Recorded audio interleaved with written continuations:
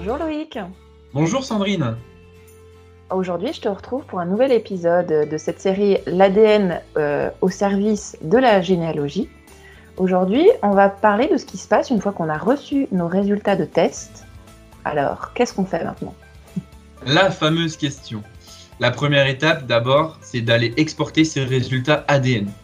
Donc, comment on exporte ces résultats ADN? On les télécharge tout simplement sur le site où on a fait notre test ADN. Oui. Et ensuite, on l'exporte soit sur le bureau, soit sur le drive.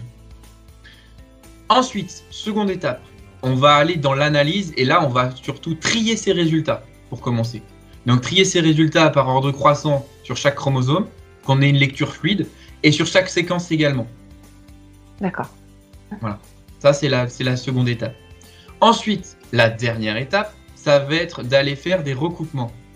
Donc ça va être de regarder directement les séquences communes sur chaque chromosome avec telle personne.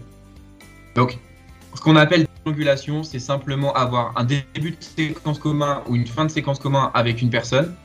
Et donc c'est minimum 2 correspondants pour que ça soit appelé une triangulation. D'accord. Bon, de toute façon, on aura l'occasion de revenir très en détail sur tous les termes techniques qu'il vous faudra connaître pour bien être à l'aise dans vos analyses en fait par la suite.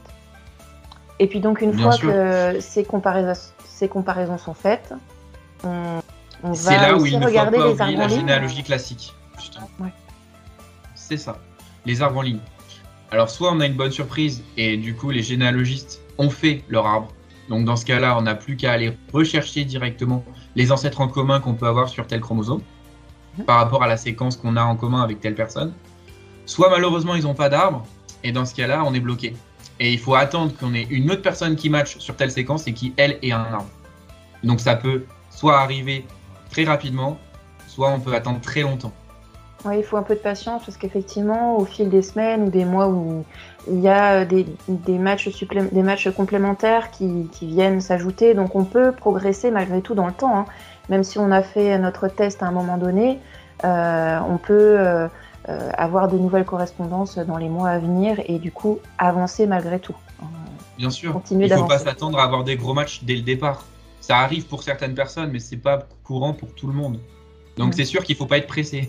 C'est un petit peu le désavantage, c'est que voilà, ça prend du temps et qu'il faut être patient, tout simplement. Ouais, de toute façon, je pense que c'est une qualité du généalogiste. Hein. Il faut s'armer de patience parce que ça soit les recherches classiques sur les bases de données en ligne ou sur les bases papier, ou là les tests, les résultats de tests en ligne, il faut s'armer de patience pour justement progresser dans ces recherches. Hein. Exactement, c'est ça. Bon. Eh ben, merci Loïc, c'est beaucoup plus clair. Et puis on vous donne très prochainement rendez-vous pour la suite. Le prochain épisode, comme on vous le disait, là, on va aborder tous les termes techniques qui sont compliqués, qui peuvent faire un peu peur. Donc l'idée, c'est que voilà, on va vous rassurer, on va vous expliquer en détail pour que vous soyez à l'aise dans vos recherches. Merci Sandrine, à bientôt. À bientôt Loïc.